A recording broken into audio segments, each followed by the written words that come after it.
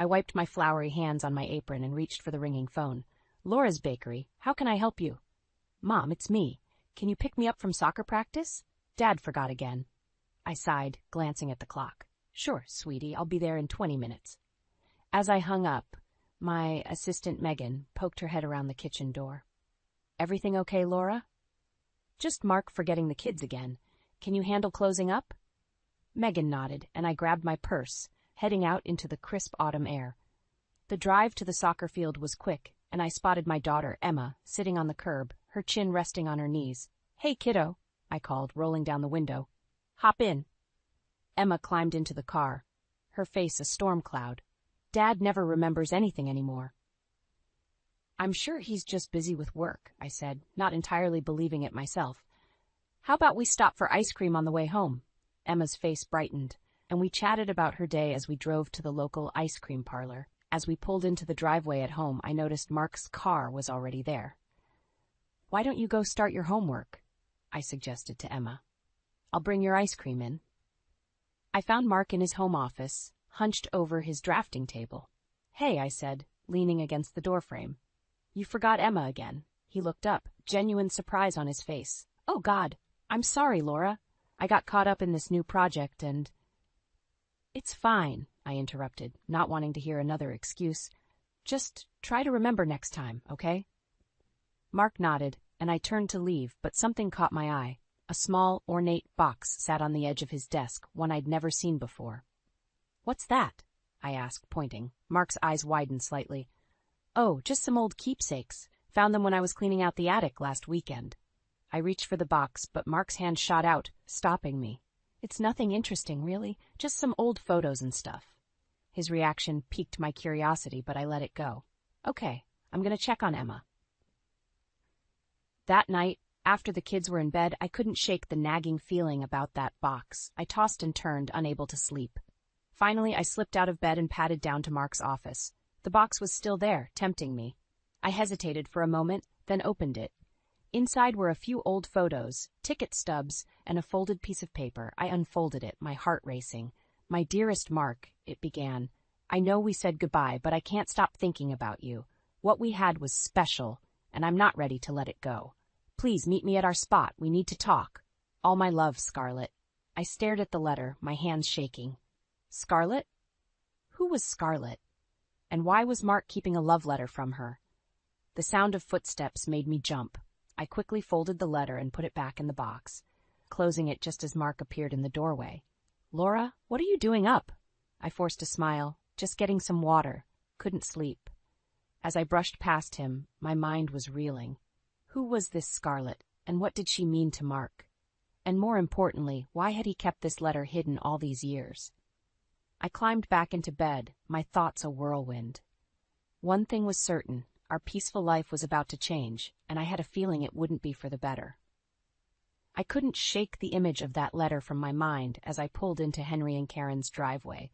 The familiar scent of Karen's roses wafted through the air as I stepped out of the car, steeling myself for the conversation ahead. Karen answered the door, her face lighting up. Laura, what a lovely surprise. Come in, dear. I followed her into the living room, where Henry was reading the newspaper. He looked up, his bushy eyebrows raising. Laura, is everything all right? I'm not sure, I admitted, sinking into an armchair. I need to ask you both something, and I need you to be honest with me. Karen and Henry exchanged a glance. Of course, dear, Karen said, sitting down next to her husband. What is it? I took a deep breath. Who's Scarlett? The silence that followed was deafening. Henry's face paled, and Karen's hand flew to her mouth. Where did you hear that name? Henry asked, his voice gruff. I found a letter, I said, my heart pounding. In Mark's things. From her. Karen reached out, patting my hand. Oh, Laura, that was so long ago. We thought it was all in the past. What was in the past? I pressed. Who is she? Henry sighed, setting down his paper. Scarlett was Mark's high school sweetheart. They were inseparable for years. We all thought they'd end up married. What happened? I asked, dreading the answer. She disappeared, Karen said softly. Right after graduation. No note, no explanation. Just gone. I felt a chill run down my spine. And Mark? He was devastated, Henry said. Spent months looking for her. It nearly broke him. Karen nodded. We were so worried, but then he met you and, well, we thought he'd finally moved on. My mind was reeling. Why didn't anyone ever tell me about her? Mark asked us not to, Henry said. Said it was in the past and he wanted to focus on his future with you. I stood up abruptly, needing to move, but he kept her letter, all these years. Karen's eyes filled with tears. Oh, Laura, I'm sure it doesn't mean anything. Mark loves you.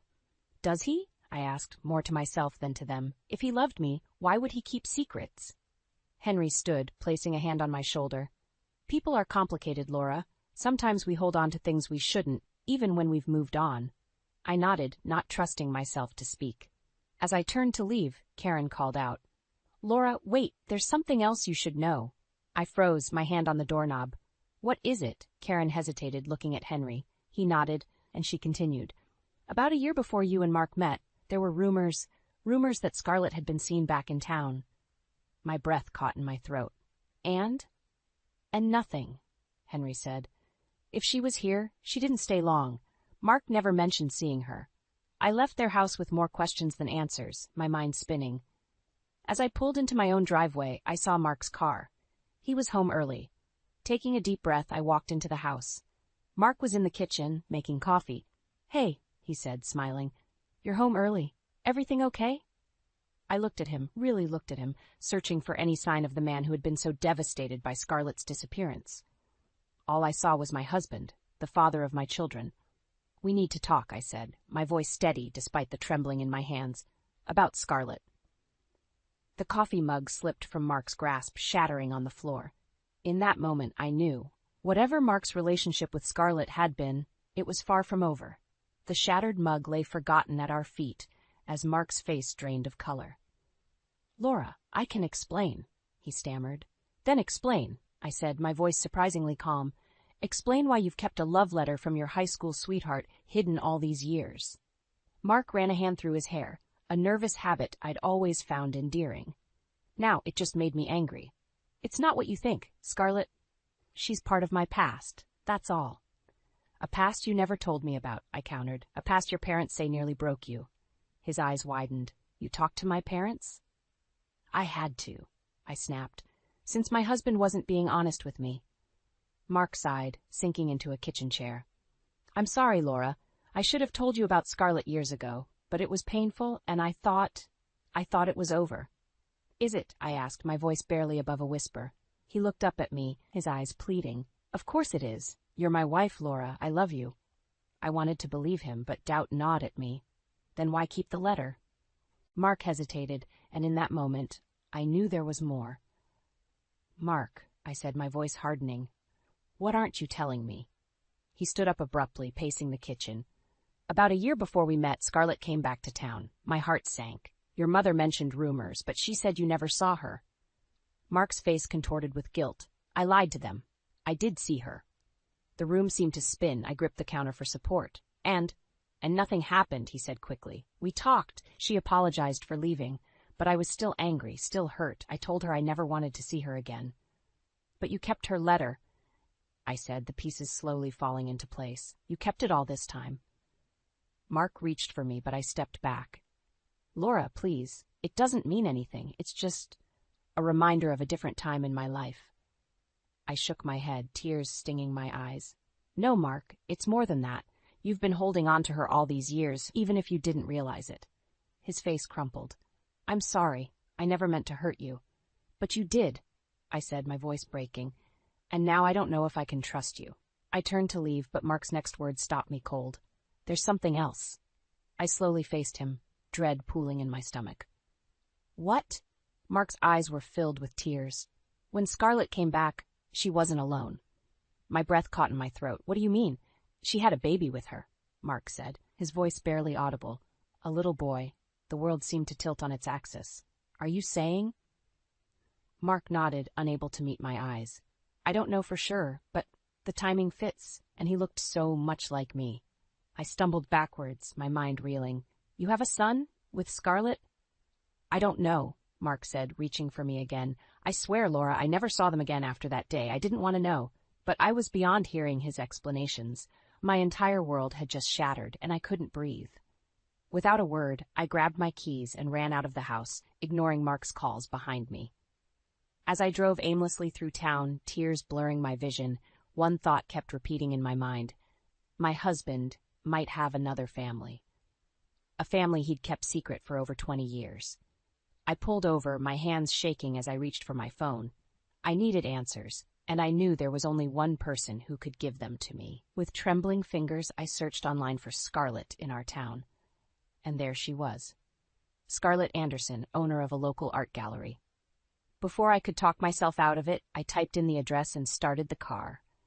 It was time to meet the woman who had haunted my marriage for far too long. My heart pounded as I stood outside Scarlett's art gallery. The closed sign hung in the window, but I could see movement inside. Taking a deep breath, I knocked. A woman with long auburn hair opened the door, her green eyes widening in surprise. "I'm sorry, we're closed." "Are you Scarlett?" I interrupted, my voice shaking. She hesitated, then nodded. "Yes, I am. And you are?" "Laura," I said, watching her face carefully. Mark's wife." The color drained from Scarlett's face. She stepped back, allowing me inside. "I think we need to talk." The gallery was filled with vibrant paintings, but I barely noticed them as I followed Scarlett to a small office in the back. She gestured for me to sit, but I remained standing, too agitated to be still. "I assume Mark told you about me," Scarlett said softly. I laughed bitterly. "No, actually. I found your letter, the one you wrote him years ago." Scarlett's eyes widened. "He kept that, after all this time?" "Apparently," I said, my anger rising. "What I want to know is why you came back, why you showed up with a baby and turned Mark's life upside down." Scarlett flinched. "I never meant to hurt anyone. I was young and scared when I left. When I came back, I thought Mark deserved to know the truth." "And what truth is that?" I demanded, though I already knew the answer. Before Scarlett could respond, the office door opened. A young man walked in, his features so familiar it took my breath away. He was the spitting image of Mark at that age. "Mom?" he said, looking between us with confusion. "Is everything okay?" Scarlett's face paled further. "Ashton, honey, could you give us a minute?" But I couldn't take my eyes off him.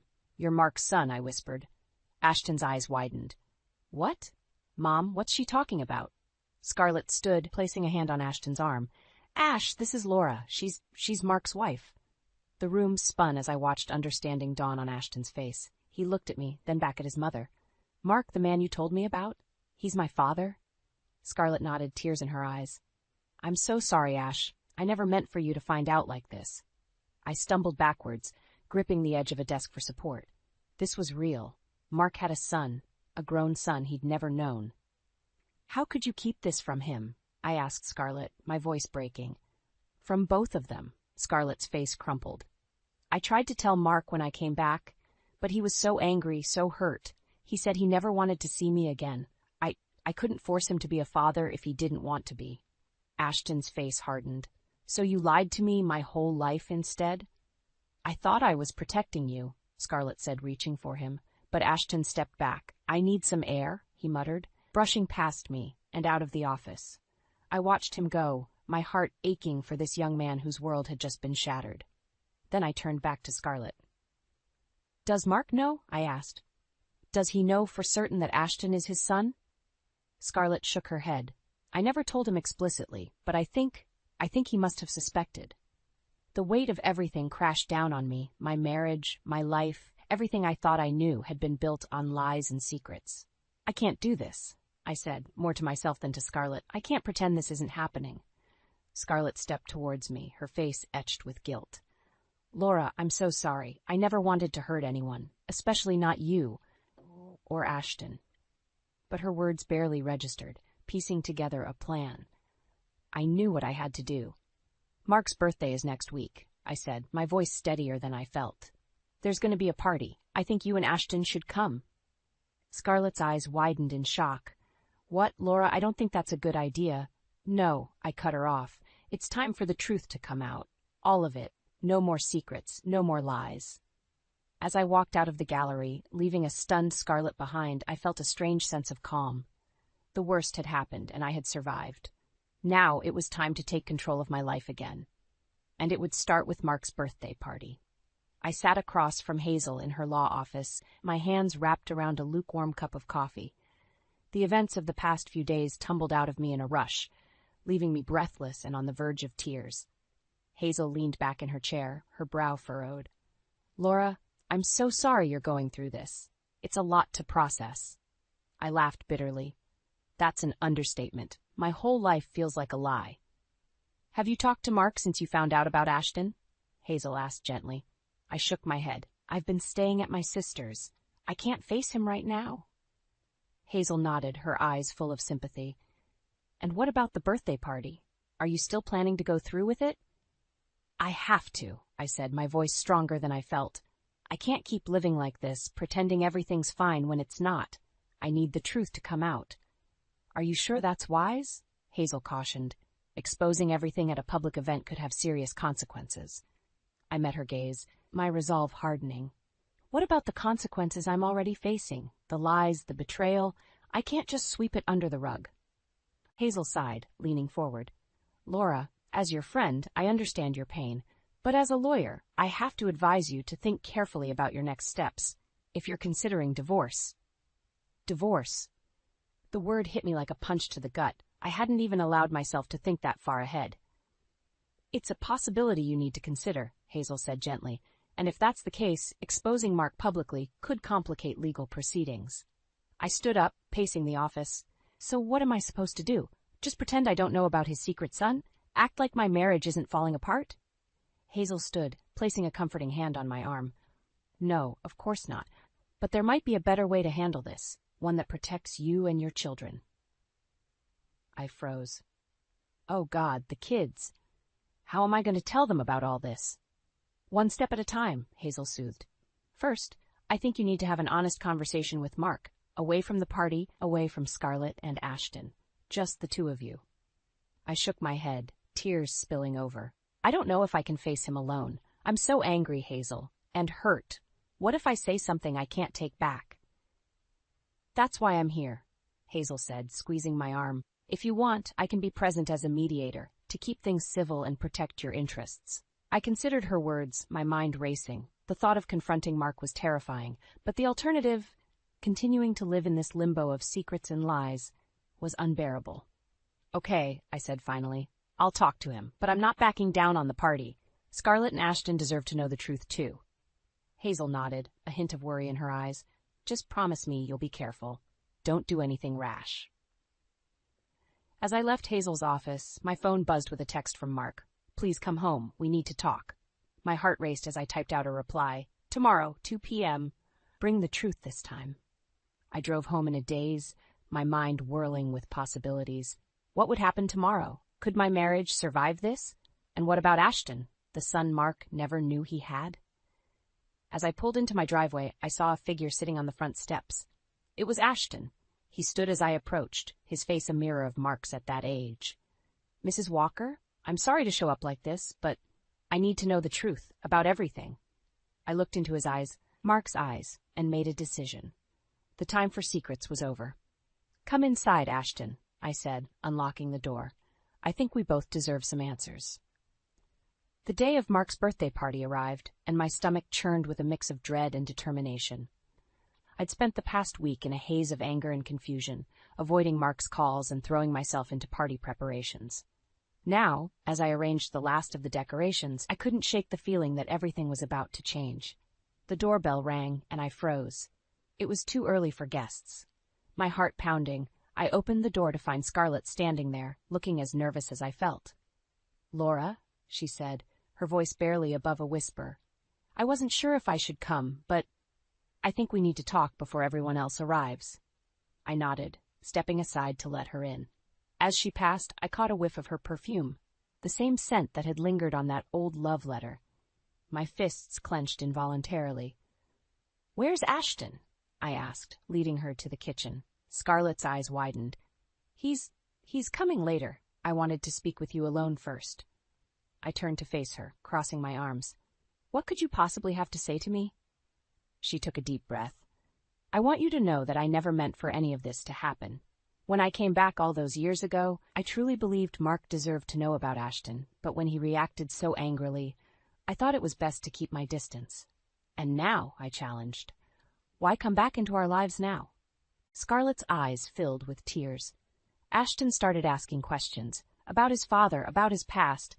I couldn't keep lying to him, and then when you showed up at the gallery, I realized it was time for the truth to come out. Before I could respond, the front door opened. Mark's voice called out, "Laura, are you here?" Scarlett and I froze, staring at each other in panic. Footsteps approached the kitchen, and then Mark appeared in the doorway.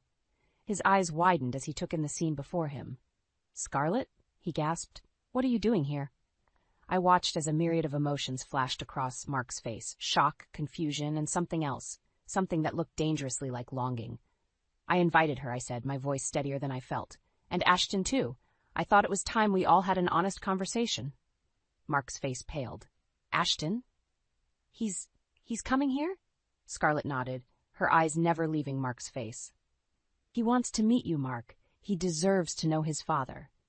The word father hung in the air between us, heavy with 2 decades of secrets and lies. I watched as Mark stumbled backwards, gripping the doorframe for support. "Laura," he said, his voice breaking. "I can explain. I never meant to." "Save it," I cut him off. "I don't want to hear any more lies. Tonight we're going to tell everyone the truth. All of it." Mark's eyes darted between Scarlett and me, panic evident on his face. "You can't be serious. What about the kids? What about our family?" "Our family?" I laughed bitterly. "Our family has been built on lies, Mark. It's time for that to end." Just then the doorbell rang again. The first guests were arriving. Mark looked at me pleadingly, but I turned away, heading for the door. "Laura, wait," Scarlett called out. I paused, looking back at her. "Are you sure about this? Once we do this, there's no going back." I met her gaze, then Mark's. In that moment, I saw the full weight of their shared history, the secrets they'd kept, and the lives they'd changed. And I knew, with absolute certainty, what I had to do. "I'm sure," I said, my voice firm. "It's time for the truth, no matter the cost." As I opened the door to greet our guests, I could feel the tension radiating from the kitchen. The stage was set, the players were in place, and in just a few short hours everything would change. Let the party begin.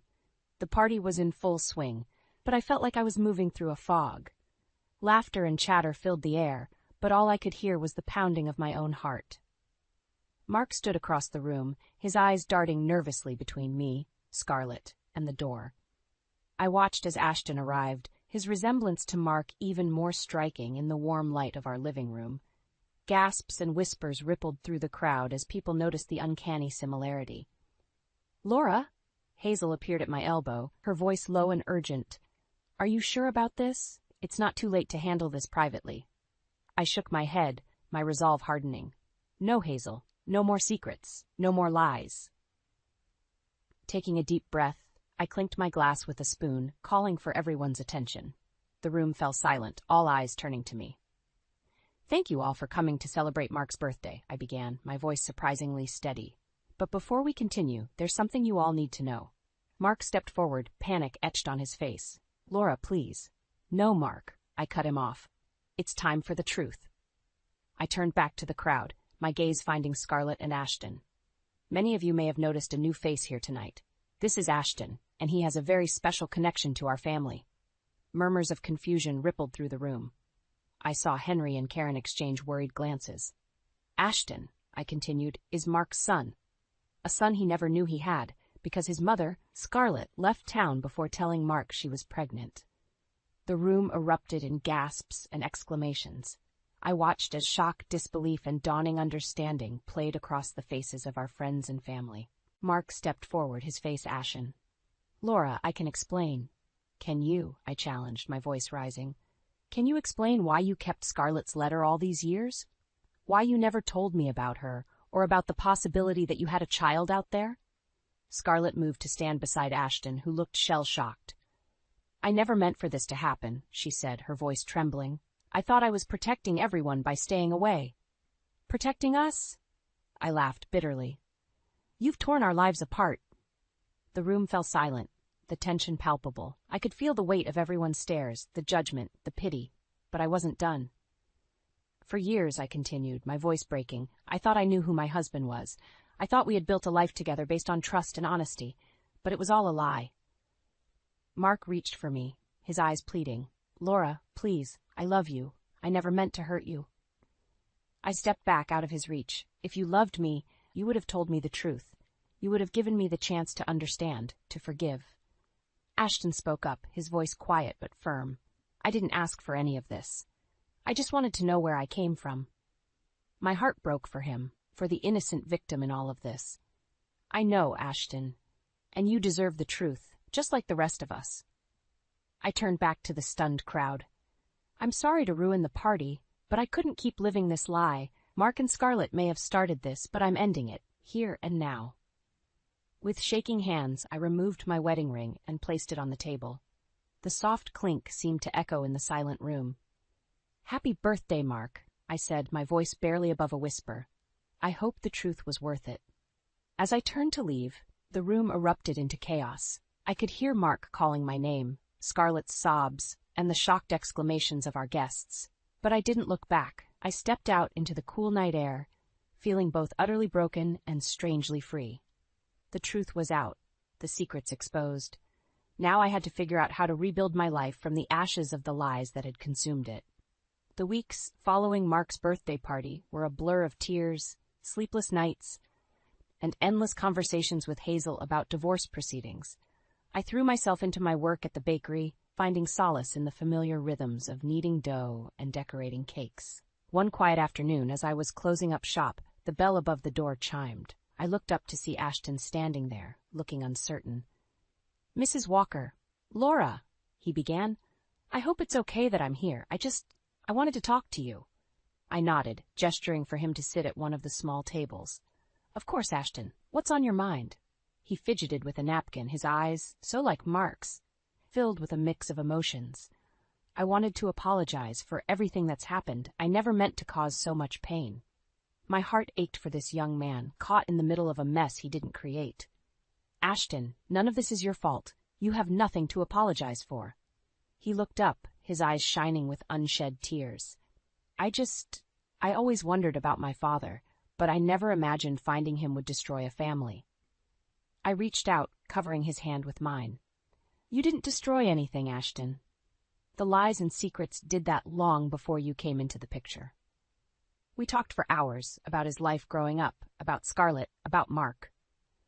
As the sun began to set, casting long shadows across the bakery floor, I felt something shift inside me.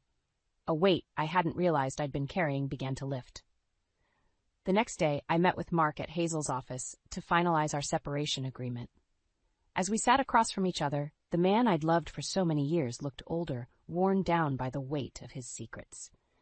Laura, he said, his voice barely above a whisper, I know I've hurt you beyond forgiveness, but I want you to know that I truly do love you. I looked at him, really looked at him, and felt a wave of emotions wash over me, anger, sadness, and surprisingly, a glimmer of understanding. I believe you, Mark, I said softly, but love isn't enough when there's no trust. We can't go back to what we were. He nodded, a single tear rolling down his cheek. I know, I just hope, someday, you can forgive me. As I signed the papers, I felt a strange sense of peace settle over me. This wasn't the ending I'd imagined for our story, but perhaps it was the beginning of a new chapter. Weeks turned into months, and slowly I began to rebuild my life. The bakery thrived, and I found joy in simple pleasures, morning walks, coffee with Hazel, quiet evenings with a good book. And to my surprise, I found myself forming a tentative friendship with Ashton, who had become a regular at the bakery. One sunny afternoon, as I was experimenting with a new recipe, Ashton appeared at the counter, a shy smile on his face. I was wondering, he said, if you might need an extra pair of hands around here. I've always loved baking, and well, I thought it might be nice to get to know you better. I felt a warmth spread through my chest, a feeling I hadn't experienced in a long time. Hope. I'd like that, Ashton. I'd like that very much. As we worked side by side, rolling out dough and sharing stories, I realized that life had a funny way of giving you exactly what you needed, even if it wasn't what you'd expected. The betrayal that had shattered my world had also opened doors I never knew existed. It had shown me my own strength, the depth of my friendships, and the capacity for forgiveness I didn't know I possessed. As I looked at Ashton, laughing as he dusted flour off his nose, I knew that while my marriage to Mark was over, my story was far from finished. There would be more chapters, more twists and turns, more joy and pain. But this time, I would write my own narrative on my own terms. And for the first time in a long time, I was excited to see where the story would lead.